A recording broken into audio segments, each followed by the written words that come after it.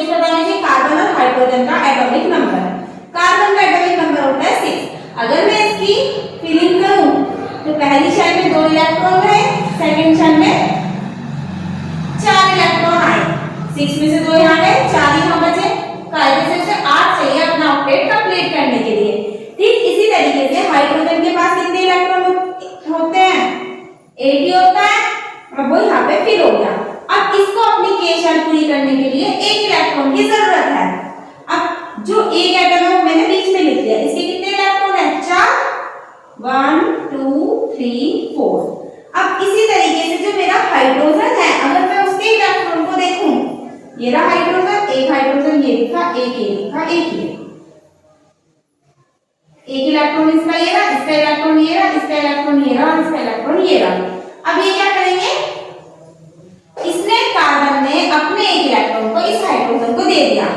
Hydrogen का 2 complete, इसका भी 2 कंप्लीट, ये भी। अब जब कार्बन ने अपने चारों इलेक्ट्रॉन इनको दिए तो कार्बन इनसे भी ये वाले इलेक्ट्रॉन लेगा।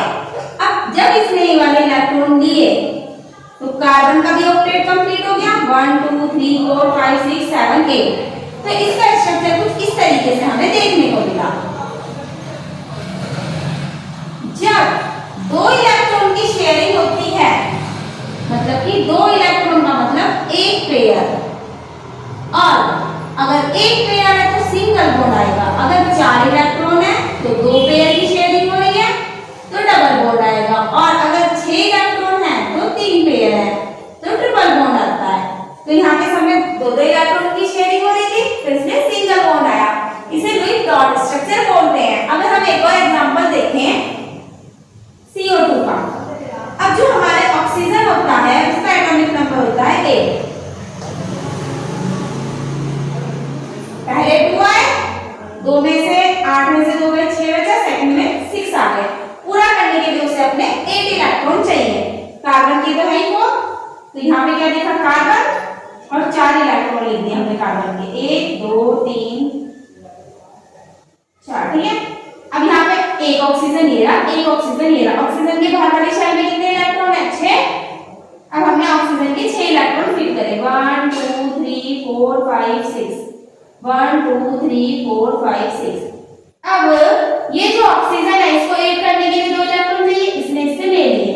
ऐसे ही इस वाले कार्बन से इस वाले ऑक्सीजन, जिसने कार्बन ने इस वाले और इस वाले ऑक्सीजन को इलेक्ट्रॉन दिए वो वापस से उतने लेगा भी। तो अब इसने इससे 2 इलेक्ट्रॉन लिए, सेम इधर से इसने 2 इलेक्ट्रॉन लिए, तो इसके भी 8 कंप्लीट हो गए। 4 5 6 7 8, और उसके भी। अब इसमें 4 इलेक्ट्रॉन की शेयरिंग हुई तो इनके बीच में क्या बनेगा? डबल बॉन्ड बनेगा। इसे लुईस डॉट स्ट्रक्चर बोलते हैं। अभी हम और एग्जांपल करेंगे H2O का, C2H वाला H2O का। हाइड्रोजन का एटॉमिक नंबर 1, ऑक्सीजन का 8। तो इसकी एक इलेक्ट्रॉन आ गया। अगर हम इसके इलेक्ट्रॉन देखें के एलिमेंट शेल में, तो पहली शेल में 2 इलेक्ट्रॉन, दूसरी शेल में 6 इलेक्ट्रॉन। अब इसको अपना ऑक्टेट कंप्लीट करने के लिए 2 इलेक्ट्रॉन की जरूरत और है, तो हमने इसका स्ट्रक्चर बनाया 1 2 3 4 5 6। सेम इसी तरीके से हमने हाइड्रोजन का बनाया 1 1।